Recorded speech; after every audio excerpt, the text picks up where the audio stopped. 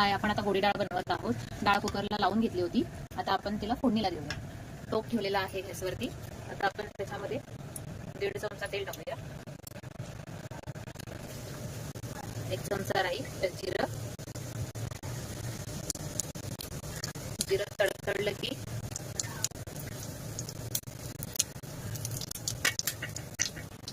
वर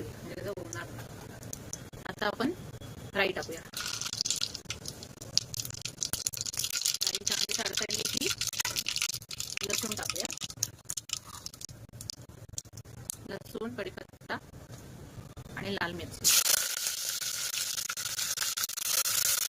चांगली लाल होईपर्यंत मस्त खरपूस लाल रंगाची होईपर्यंत चांगली भाजूया.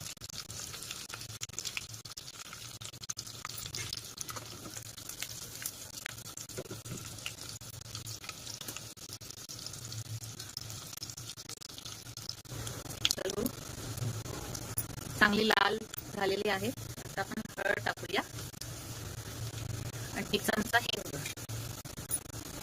चांगलं त्याला परतून घेऊया. आता आपण डाळ टाकूया.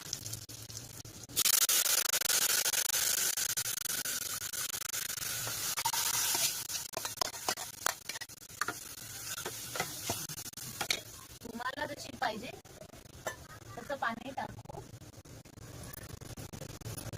आम्हाला एवढी जाडसर आवडत नाही. तुम्हाला जशी आवडेल त्याप्रमाणे हळली आहे. आता आपण त्याच्यामध्ये कोथिंबीर टाकूया.